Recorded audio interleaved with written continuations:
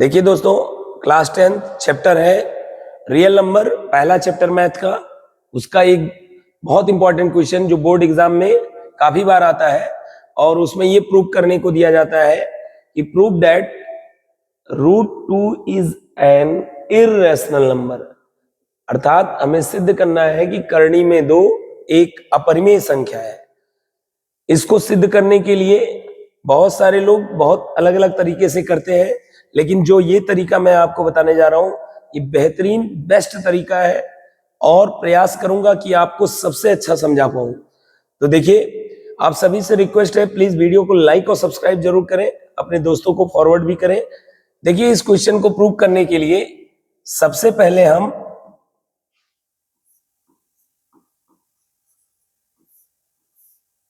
अच्छी तरह से हम ये जानते हैं कि √2 पहले से ही हम जानते हैं कि इर्रेशनल होता है। वजह क्या है कि √2 की वैल्यू अगर 2 का स्क्वायर रूट निकाला जाए तो वो आता है 1.414। आगे की डिजिट्स मुझे याद नहीं है, मैं लिख दे रहा हूं, कुछ इस तरह से आते हैं एंड सो ऑन, सो आते ही जा रहे हैं, खत्म ही नहीं होते। यानी ये कैसा नंबर दिख रहा है? नॉन टर्मिनेटिंग, खत्म ना होने वाले को कहते हैं नॉन टर्मिनेटिंग, यानी अशांत। नॉन टर्मिनेटिंग का मतलब क्या होता है दोस्तों? अशांत। एंड नॉन रिपीटिंग, रिपीट भी डेसिमल के बाद कोई नंबर या नंबरों का गुच्छा रिपीट नहीं हो रहा है, नॉन रिपीटिंग डेसिमल है ये। कैसा नंबर है ये? अशांत और अनावर्ती। अगर 2 का स्क्वायर रूट निकाला जाए तो अच्छी तरह से ये देखा जा सकता है कि डेसिमल के बाद ये टर्मिनेट नहीं हो रहा है, यानी खत्म ही नहीं हो रहा है, और रिपीट भी नहीं हो रहा है। इसका मतलब ये अशांत अनावर्ती दशमलव है, non terminating non repeating decimal है। यानी ये किस कैटेगरी का नंबर है? ये इर्रेशनल नंबर है, ऐसे नंबरों को कहते हैं।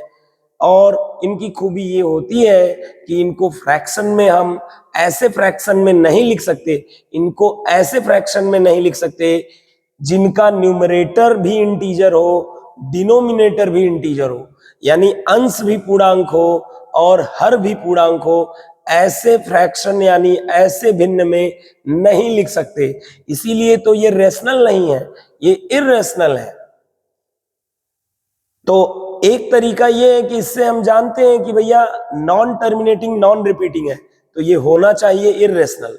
बट ऐसे अगर आप लिख देंगे, 2 का स्क्वायर रूट निकाल के ऐसे दिखा देंगे, तो आपको एक भी मार्क्स नहीं मिलेगा एग्जाम में, क्योंकि क्लास 10th में इसको हम किसी और तरीके से प्रूव करेंगे। उस मेथड का नाम है कॉन्ट्राडिक्शन मेथड, विरोधाभास विधि।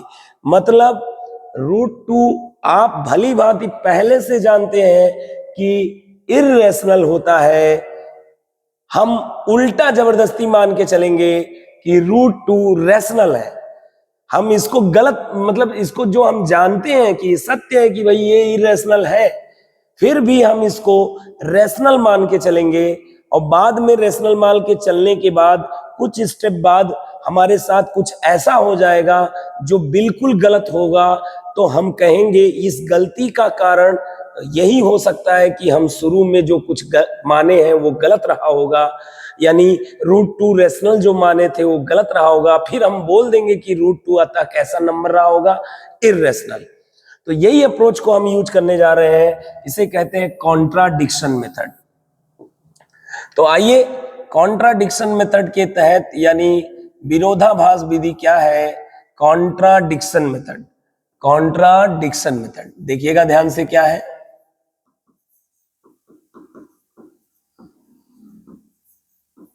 विरोधाभास विधि।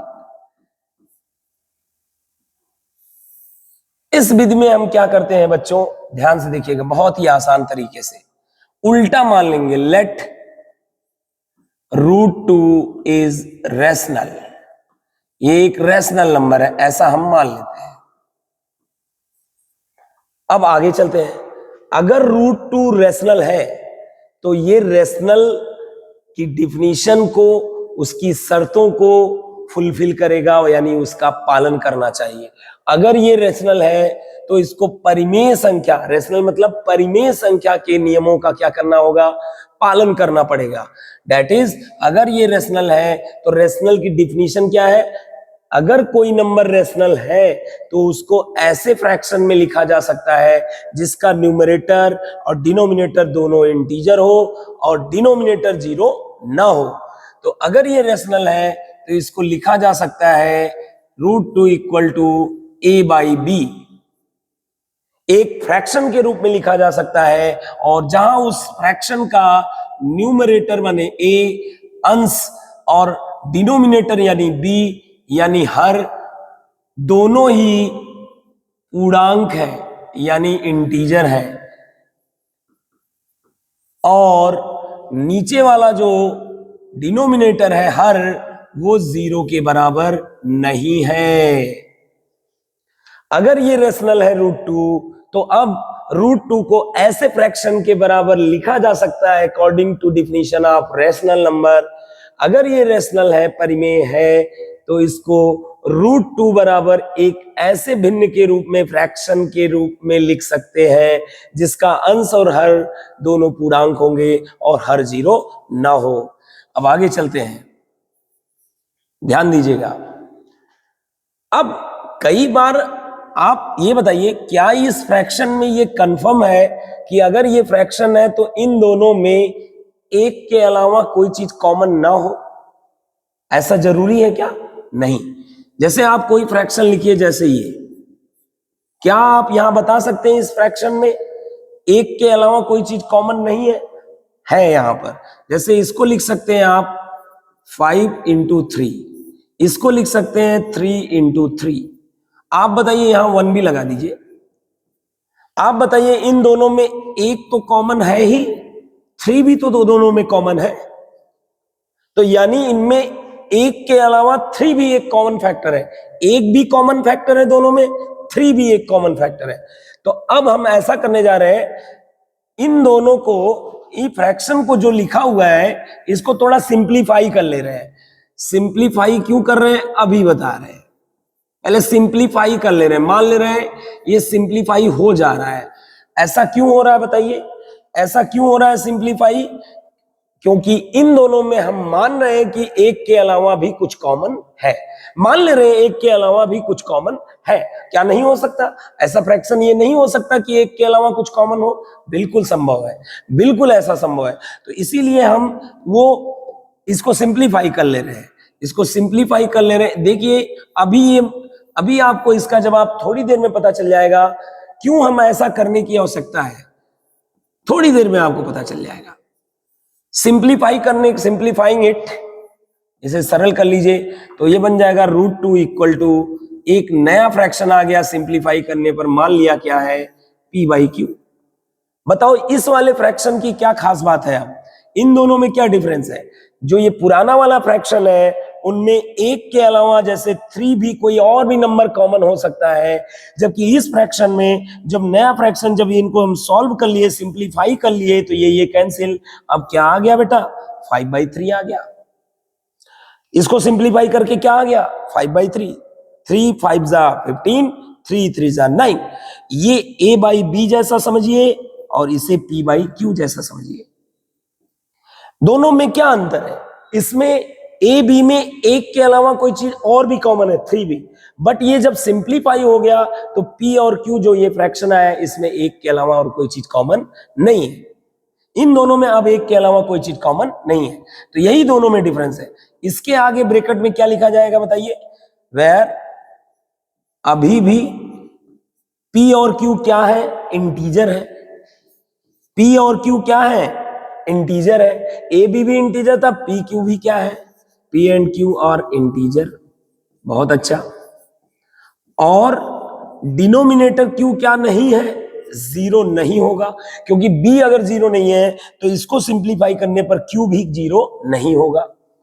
और एक चीज अब यहां लिखेंगे, यहां तो सिर्फ दो ही चीज लिखे थे, यहां एक चीज और लिखेंगे, क्या? तीसरी चीज बहुत जरूरी, बताइए क्या? पी और क्यू में, किसमें बेटा? पी और क्यू में। अब एक के अलावा कोई चीज कॉमन नहीं है, पी और क्यू में एक के अलावा nothing is common in P and Q except one. एक के अलावा दोनों में कोई चीज कॉमन नहीं है। एक तो कॉमन रहता है ना भाई, 5 into 1 लिख सकते हो, 3 into 3 को 3 into 1 लिख सकते हो, एक तो कॉमन रहेगा ही। एक के अलावा कोई चीज कॉमन अब नहीं, क्योंकि अब ये क्या हो चुका है? सिंप्लीफाई। अब आपको इस सवाल का जवाब थोड़ी देर में पता चलेगा क्यों हम ऐसे कर रहे हैं, इसको सिंप्लीफाई करके ऐसे कर रहे हैं। तो आइए इसके बाद आगे चलते हैं, अगला स्टेप। इसे आप इक्वेशन नंबर 1 मान लीजिए, इसे स्टेटमेंट को आप इक्वेशन नंबर 1 मानना है, याद रखिएगा, इसे इक्वेशन नंबर क्या मानना है बेटा? 1। चलिए आगे चलते हैं। अब अगला स्टेप है दोनों ओर का स्क्वायर करना है। दोनों ओर का क्या करना है? स्क्वायर। स्क्वायरिंग मतलब दोनों ओर का वर्क कर देना, squaring on both side, squaring on both side, दोनों ओर का स्क्वायर कर दीजिए। आइए इसका स्क्वायर क्या होगा भाई? √2 का स्क्वायर, √2 को 2 बार मल्टीप्लाई करो, √2 इंटू √2 √4, √4 मतलब 4 का स्क्वायर रूट क्या होता है? 2। इधर का भी स्क्वायर करो भैया, इधर का कर दिए, स्क्वायर करने पर अंडर रूट हट जाता है। इधर का स्क्वायर कीजिए तो पी स्क्वायर और क्यू का भी स्क्वायर। यहां तक की बात समझ में आ गई? अब आप बताइए, इसको सीधा कर लेना है। क्या कर लेना है? सीधा। क्यू स्क्वायर यहां डिवाइड है, यहां जाके क्या हो जाएगा? मल्टीप्लाई। तो क्या बन जाएगा बोलिए? 2q स्क्वायर बराबर क्या? P square. यहां तक की बात समझ में आ गई? या पी स्क्वायर बराबर क्या आ जाएगा बोलिए बेटा? पी स्क्वायर बराबर क्या आ जाएगा? पी स्क्वायर बराबर 2q स्क्वायर। बहुत अच्छे से समझिएगा यार। अब आगे यहीं से खेला असली शुरू होगा। अब ये चीज आप बहुत ध्यान से देखिएगा, क्योंकि ये चीज फिर दोबारा रिपीट होगी, 2 बार करना होता है एक ही चीज। तो यहीं से ध्यान से देखिएगा, ये बहुत अच्छा। इसे इक्वेशन नंबर कुछ मान लेते हैं, सेकंड। ये पहला हो गया, ये सेकंड हो गया। अब आते हैं, जरा ध्यान से देखिएगा, एक एग्जांपल लेते हैं आपको समझाने के लिए। जैसे बेटा इधर देखो ध्यान से, मान लीजिए ऐसे लिखा है 10 = 2 × 5, ठीक है। अब ये बताइए 10 के ये दोनों क्या है? फैक्टर है। फैक्टर किसे कहते हैं? जिससे आपका नंबर डिवाइड हो जाए पूरी तरह से, डेसिमल में ना जाए। भाई 2 से ये 10 पूरी तरह डिवाइड हो जाएगा, 5 से ये 10 पूरी तरह डिवाइड हो जाएगा। तो 2 भी इसका एक फैक्टर है, 5 भी इसका एक क्या है? फैक्टर है, ठीक है। तो यहां पर आप देख पा रहे हैं 10 के 2 फैक्टर है, 2 और 5।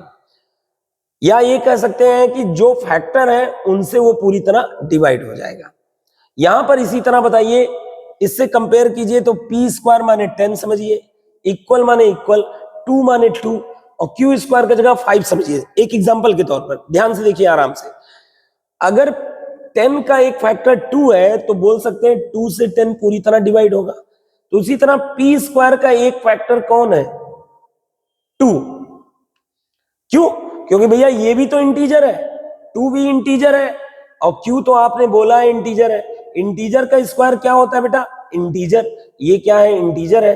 क्यू स्क्वायर क्या है? इंटीजर है, इंटीजर। और ये 2 भी क्या है? इंटीजर, ठीक है। दोनों इंटीजर है, दोनों इंटीजर है, बराबर क्या है? ये भी इंटीजर ही तो आएगा, ऑब्वियस सी बात है। अब वो सब छोड़िए, आप बताइए 10 के ये दोनों क्या है? फैक्टर। फैक्टर का मतलब 10 2 से जरूर डिवाइड होगा, 10 5 से जरूर डिवाइड होगा। इसी प्रकार पी स्क्वायर 2 से डिवाइड हो जाएगा, पी स्क्वायर क्यू स्क्वायर से भी डिवाइड होना पड़ेगा, क्योंकि दोनों ही इसके क्या है? फैक्टर।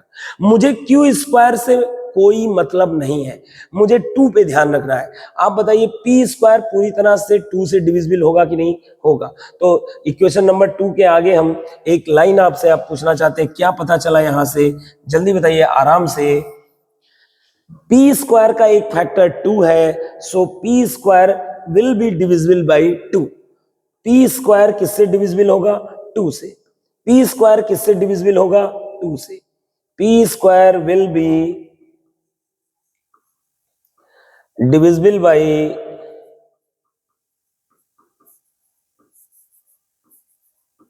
टू। बात समझ में आ गई? पी स्क्वायर किससे डिविजिबल होगा? 2 से। अब एक थ्योरम आती है, थ्योरम 1.1 चैप्टर नंबर 1 का, थ्योरम 1.1 ध्यान से देखिएगा। पी स्क्वायर किससे डिविजिबल है बेटा? पी स्क्वायर किससे डिविजिबल है? 2 से। अगर पी स्क्वायर 2 से डिविजिबल है, अगर पी स्क्वायर 2 से डिविजिबल है, तो मैं कह रहा हूं पी का 2 पावर अगर 2 से डिविजिबल है तो पी की पावर 1 यानी पी भी किससे डिविजिबल होगा ही होगा? 2 से। इसका रीजन क्या है? एक थ्योरम है, थ्योरम 1.2। आप उसमें देखेंगे अगर किसी नंबर का स्क्वायर, जैसे 15 का स्क्वायर, 15 का स्क्वायर 3 से पूरी तरह डिविजिबल है, बिल्कुल है। जैसे 15 का स्क्वायर 225 है, वो 3 से डिविजिबल है। नीचे प्राइम नंबर से डिविजिबल होना चाहिए, बात हो रही है। अगर किसी नंबर का स्क्वायर नीचे प्राइम नंबर से डिविजिबल है, देखो चेक कर लो डिविजिबल है कि नहीं। 3 से ये डिवाइड हो जाएगा, 7 बार जाएगा और ये 75 बार गया। पूरी तरह से डिवाइड है कि डिविजिबल है कि नहीं? किसी नंबर का स्क्वायर, जैसे 15 का स्क्वायर 3 से पूरी तरह डिविजिबल है, तो मेरा दावा है 15 की पावर 1 भी किससे डिविजिबल होगा? 3 से। सही बात है, 3 से 15 डिविजिबल है। यही है थ्योरम 1.1। किसी नंबर का स्क्वायर अगर प्राइम नंबर से डिविजिबल है किसी, तो वो नंबर की पावर 1 भी उसी प्राइम नंबर से डिविजिबल होगी। किसी नंबर का स्क्वायर अगर प्राइम नंबर से किसी से डिविजिबल है, तो उसी प्राइम नंबर से उस नंबर की पावर 1 भी पूरी तरह डिविजिबल होगी। तो इसी रूल को यहां अप्लाई किया जाए, तो by theorem number 1.2, by theorem number 1.2, अगर पी स्क्वायर बेटा, अगर पी स्क्वायर 2 से डिविजिबल है, तो P will also be divisible by P भी 2 से पूरी तरह से कट जाएगा। अगर पी स्क्वायर 2 से कट रहा है पूरी तरह, तो पी भी किससे कट जाएगा? 2 से कट जाएगा। बात समझ में आ गया? अब अगला स्टेप, अब एक चीज बताओ, अगर कोई नंबर 2 से कट रहा है, 2 से डिविजिबल है, जैसे एक एग्जांपल के तौर पे 12 अगर 2 से कट रहा है, बिल्कुल कट रहा है, तो 12 को लिख सकते हैं 2 इंटू कुछ, जो कि 6 है।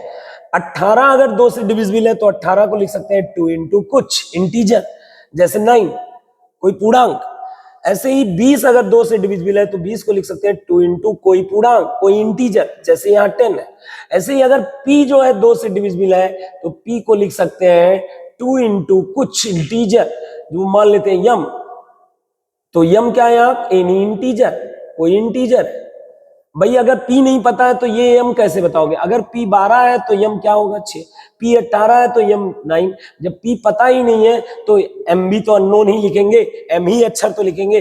m is any integer. बात समझ में आ गई होगी यहां तक? आगे चलते हैं बेटा। अब इस इक्वेशन का हमें बहुत काम लगेगा। इसे इक्वेशन नंबर 1 हो गया था, 2 हो गया था, अब इक्वेशन नंबर यही 3 मानना है। ये है इक्वेशन नंबर 3। P का वैल्यू आ गया। अब आगे चलते हैं बेटा, ध्यान दीजिएगा। P की वैल्यू यहां से 3 से उठा के जो सीधा किए थे इक्वेशन, उसमें डाल दीजिए और Q की वैल्यू निकालिए, और सेम चीज Q के साथ रिपीट होगा। फिर से जो P की वैल्यू आई है उसे उठा के यहां रख दीजिए और Q की वैल्यू निकाल लीजिए, और सेम चीज Q के साथ रिपीट करना है। चलो P की वैल्यू उठाओ, यहां पुट करो। क्या इक्वेशन है दोस्तों?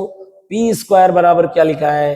2m स्क्वायर 2q स्क्वायर, माफ कीजिएगा, P स्क्वायर बराबर क्या लिखा है? 2q square. और P की वैल्यू यहां डालिए 2m, डालिए। P की जगह 2m डालेंगे तो 2m और स्क्वायर बराबर क्या? 2q square. आगे और सॉल्व कीजिए। 2 का स्क्वायर 4, m का स्क्वायर m स्क्वायर बराबर 2q स्क्वायर। 2 से इसे सॉल्व कीजिएगा, डिवाइड कर, 2 1 जा 2, 2 2 जा 4, तो ये आ जाएगा q स्क्वायर बराबर 2m स्क्वायर। q स्क्वायर बराबर क्या आ गया बेटा? 2m square. अब गौर से बताइए, ये जो आया है q स्क्वायर, जो आया है, गौर से देखिए, एकदम इसी के जैसा आया है। जब q स्क्वायर आ जाए, अब जो खेला इसके साथ खेले हो वही इसके बाद सेम टू सेम रिपीट होगा। बताओ इसके बाद आपने क्या बोला था? पी स्क्वायर का एक फैक्टर 2 है, इसीलिए पी स्क्वायर किससे डिविजिबल होगा? 2 से। तो यहां पर क्या बोलोगे? क्यू स्क्वायर का एक फैक्टर 2 है, चूंकि यम इंटीजर है तो यम इंटीजर का square integer, integer into integer बराबर ये आ रहा है, तो क्यू स्क्वायर बराबर, जैसे ये 10 मान लीजिए, ये 2 मान लीजिए, कोई इंटीजर 5 है, अगर इसका ये इंटीजर इंटू इंटीजर लिख रहे हो तो इसका ये 10 इस से 2 से पूरी तरह डिविजिबल होगा, यानी 10 का एक फैक्टर 2 है। इसी तरह क्यू स्क्वायर का एक फैक्टर क्या माना जाएगा? 2। क्यू स्क्वायर का एक फैक्टर क्या है? 2। तो Q square will be divisible by 2। Q square यहां से विल बी लिखा जा सकता है डिविजिबल बाई 2। डिविजिबल बाई क्या? 2।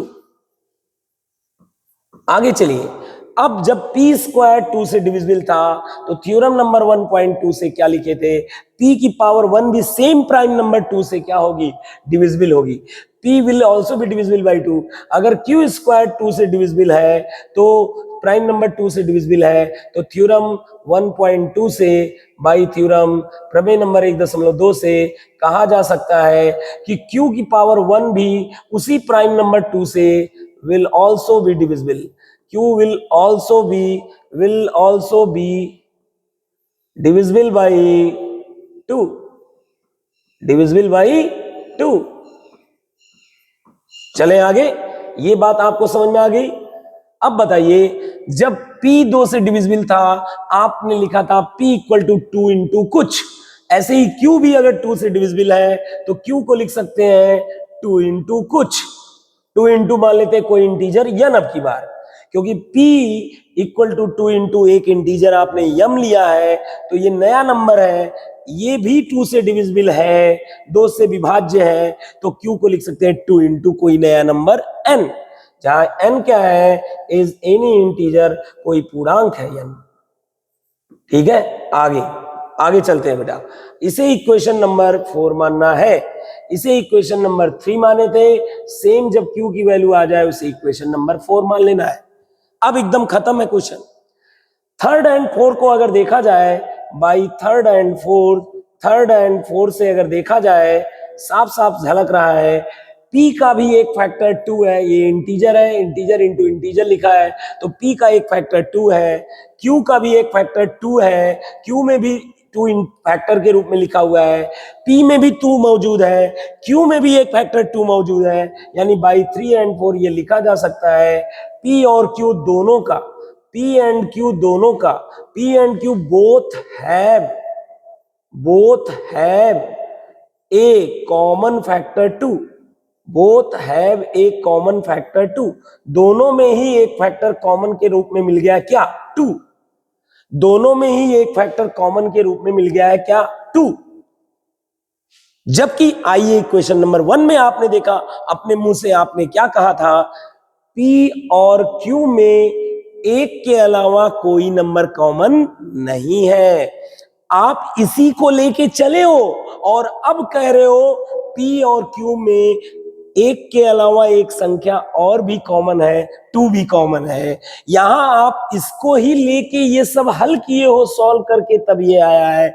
मतलब जो बात आप पहले बोले थे P और Q में एक के अलावा कोई चीज कॉमन नहीं है, उसी को आगे बढ़ बढ़ के जब सॉल्व किए, उसी से आगे जब चले तो पता चला आपने अपने मुंह से फिर बोल दिया P और Q में एक के अलावा कोई चीज कॉमन है। तो ये तो आप अपनी बात से मुकर रहे हो। आप बोले थे P और Q में एक के अलावा कोई चीज कॉमन नहीं है, उसको लेकर सॉल्व किए, तो उसी से ही आप आगे जाके इस बात को अब फिर से दोहरा रहे हो, उल्टा बोल रहे हो। P और Q में दो, एक के अलावा 2 भी कॉमन है, यानी अपनी बात को ही आप खंडित कर रहे हो, क्रॉस कर रहे हो, यानी आपके ही बात का विरोध पैदा हो रहा है।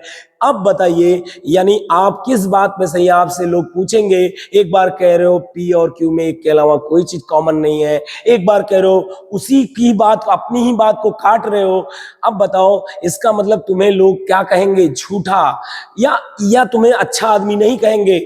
अब बताओ, इस सब की वजह क्या होगी? पहले ये बताओ, यहाँ क्या पैदा हो रहा है? हियर कॉन्ट्राडिक्शन इज क्रिएटेड, यहां क्या पैदा हो रहा है, विरोधाभास पैदा हो रहा है। हियर कॉन्ट्राडिक्शन इज क्रिएटेड, यहां विरोधाभास पैदा हो रहा है। आप बताइए, अपनी ही बात को हम अगर गलत कर रहे हैं, उल्टा सीधा बोल रहे हैं, इसका रीजन क्या हो सकता है? इसका मतलब तुमने शुरू में कोई गलती की होगी जिसकी वजह से आज ये हालात देखने पड़ रहे हैं। आप अपनी ही बात को काट रहे हो, कभी ये कह रहे हो, कभी वो कह रहे हो, एक बात पे आप रह नहीं पा रहे हो। इसका मतलब इस सब का जिम्मेदार है शुरू वाला, जिसको आपने माना होगा वहीं में गलती रही होगी। क्या मान के चला था? रूट 2 को रेशनल, यानी हमारा अजम्पशन भी क्या रहा होगा? सो दिस, यहां पे लिखेंगे इसका कारण क्या है, कॉन्ट्राडिक्शन क्यों पैदा हो रहा है। So our this is happening, ऐसा इसलिए हो रहा है, ऐसा इसलिए हो रहा होगा। दिस इज हैपनिंग, ऐसा क्यों हो रहा है? This is happening because of, it is sure, ये निश्चित है, दिस इज हैपनिंग, ये हो रहा है because of our wrong assumption, हमारा जो एजम्पशन रहा होगा वो कैसा रहा होगा, रॉन्ग रहा होगा। तो सही क्या होना चाहिए, अब बोल भी दीजिए सही क्या होना चाहिए। सो अपना एजम्पशन को करेक्ट कीजिए।